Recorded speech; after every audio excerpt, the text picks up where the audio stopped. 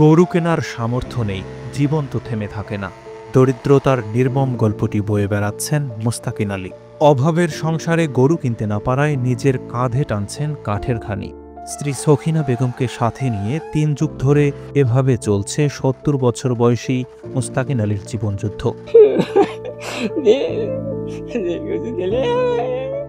যেখানে গরু দিয়ে ঘানি টানার কথা, সেখানে দারিদ্র্যের কষাঘাতে ঘানি টানছেন মুস্তাকিন সখিনা দম্পতি। এই হৃদয় বিদারক ঘটনাটি দেখা গেল নীলফামারীর কিশোরগঞ্জের উত্তর দুরাকুটিতে। অভাব অনটনের সংসারে ঘানি টানার জন্য গরু কিনতে পারেননি মুস্তাকিন সখিনা দম্পতি।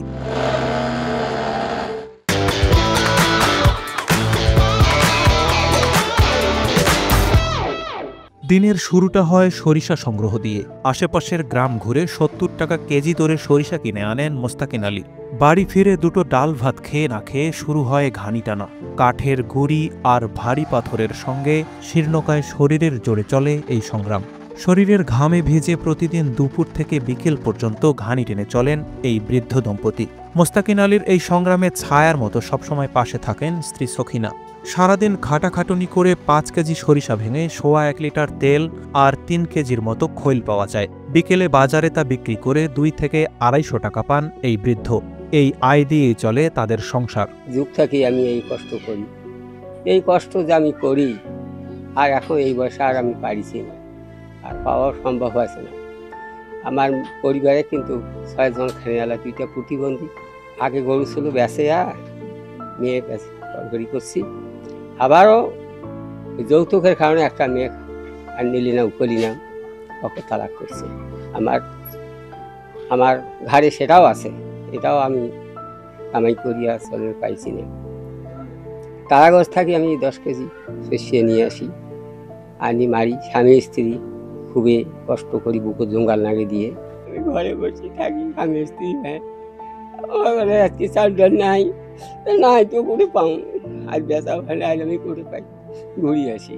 আর চুলা তো আগুন দিবার পারে না। আমরা কি করি চলি বাবা, আমরা মনে জানি গেলে না ভতুভকা বাবা, আমরা কপাল পোড়া। আমার কাউ নেই, আমার পাখে কাউ চাকাইবো না, কাউ দেখতেও না বাবা। ভবিষ্যৎ কাল দেখেও, একাল দেখে ভবিষ্যৎ পাকে পাকে না কয়ে নাই, ওটা কি কথা কয়ে নাই। এই যেভাবে আল্লাহ চলায়, এই ওখানে দিয়ে বেসে ওখানে দিয়ে কোনো মতে টাকটুক করি চলি।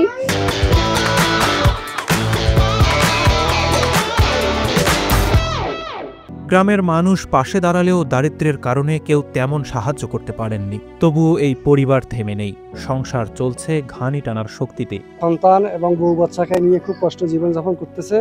তিনি হাতে করে তেল করেন, মারাই করে কোনো রকমে মানে সরবরাহ করে ডাঙ্গারহাট বা বিভিন্ন বাজারে বিক্রি করে জীবন নির্বাহ করেন। যদি কোনো কর্তৃপক্ষ তাকে কিছু সাহায্য সহযোগিতা করতো, তাহলে হয়তো বা গরু বা অন্য কিছু ক্রয় করে তিনি এই গাছটা তেল মারাইয়ের কাজে ব্যবহার করতে পারতেন। একেবারে খুব নিঃস্ব, ও আর কিছুই নেই, বুক দিয়ে গাছ টানে। ওর মতন কষ্ট এই বাংলার কারো নেই। মুস্তাকিন আলীর দারিদ্রতার ছাপ পড়েছে ঘরের চাল কিংবা বেড়াতেও। তবুও মুস্তাকিন চলছে আপন গতিতে, নিজ শক্তিতে।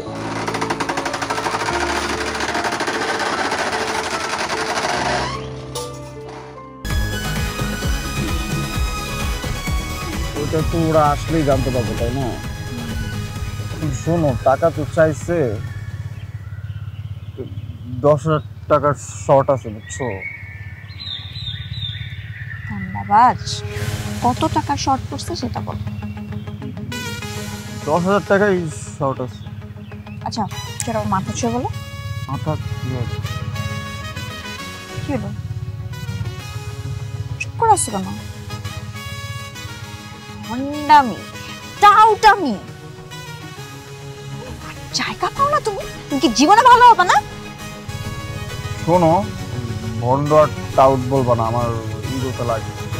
তুমি ওইটাই ঠিক আছে, ভণ্ডামি টাউটামি মানুষ করে, কিন্তু গার্লফ্রেন্ডের সাথেও কোনো কথা।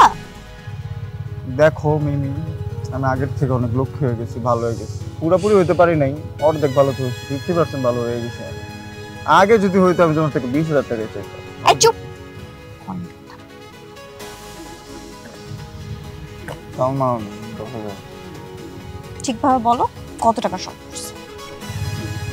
5,000 টাকা লাগবে।